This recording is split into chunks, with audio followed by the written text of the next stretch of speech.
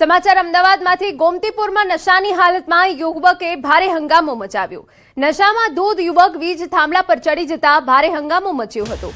સ્થાનિકોએ તેને નીચે ઉતારવાના પ્રયાસો કર્યા, પરંતુ સફળતા ન મળતા પોલીસ અને ફાયર બ્રિગેડને જાણ કરવામાં આવી। પોલીસ અને ફાયરના જવાનોએ ભારે જહેમતે તેને નીચે ઉતાર્યો હતો। ઘટના સ્થળે લોકોના ટોળેટોળા ઉમટી પડ્યા હતા। વીજ થાંભલા પર ચડતા અકસ્માતનો ભય પણ વધી ગયો હતો। નશામાં ધૂત યુવકનો હાઈ વોલ્ટેજ ડ્રામા સામે આવ્યો હતો અને વીજ થાંભલા પર ચડીને હંગામો મચાવ્યો હતો।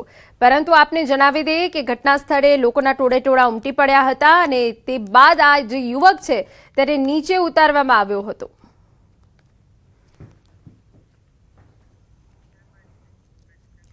સમાચાર સુરતમાંથી ગૌ સન્માન આહવાન અભિયાન અંતર્ગત ગૌરક્ષકો અને વેપારીઓ અને મહિલાઓ દ્વારા ગૌમાતાને રાષ્ટ્રમાતાનો દરજ્જો આપવાની માંગ સાથે રેલી કાઢવામાં આવી। શહેરના રિંગ રોડના વનિતા વિસ્તારથી કલેક્ટર કચેરી સુધી આયોજન કરવામાં આવ્યું હતું। આયોજકોએ માંગણીઓ નહીં સ્વીકારે તો આગામી દિવસોમાં આંદોલનની વધુ ઉગ્ર કરવાની ચીમકી ઉચ્ચારી।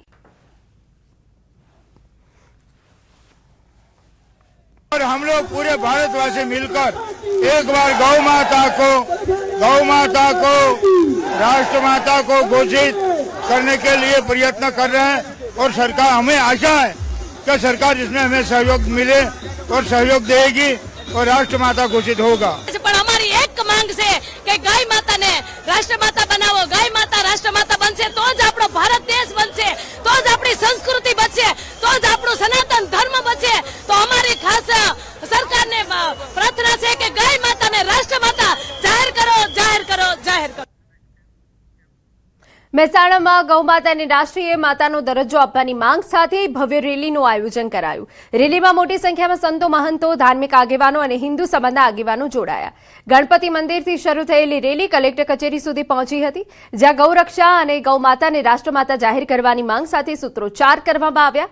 અંતે સંતો અને આગેવાનોના પ્રતિનિધિ મંડળે મહેસાણા જિલ્લા કલેક્ટરને આવેદનપત્ર પાઠવી ગૌરક્ષા માટે કડક પગલાં લેવાની રજૂઆત કરી।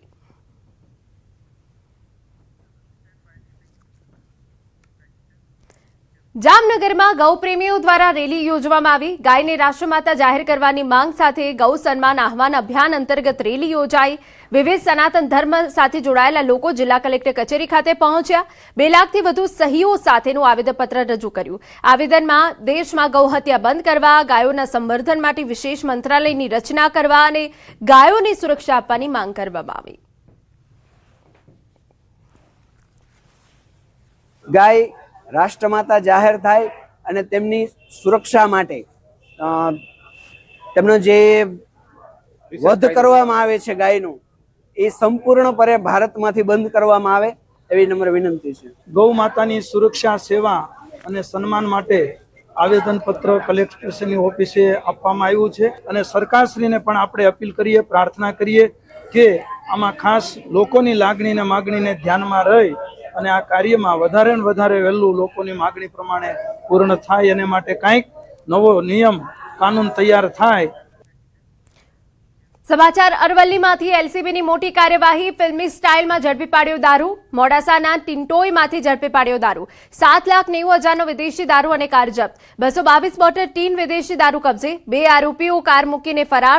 નાની ઇસરોલ ગામની સીમમાંથી ઝડપાયો દારૂ। ટિન્ટોઈ પોલીસે ગુનો નોંધી તપાસ શરૂ કરી છે।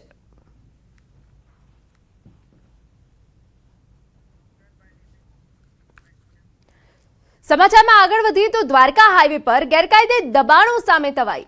બારડેયામાં બુલડોઝર કાર્યવાહી। નેશનલ હાઈવે ઓથોરિટી ઇન્ડિયાની નોટિસ બાદ શરૂ કરાઈ કાર્યવાહી। 4 ગેરકાયદેસર દબાણો દૂર કરાયા। પોલીસ રેવન્યુની હાજરીમાં કાર્યવાહી। 200થી વધુ દબાણકારોને નોટિસ પણ અપાઈ। હાથી ગેટથી કુરંગા સુધી દબાણો દૂર કરાશે।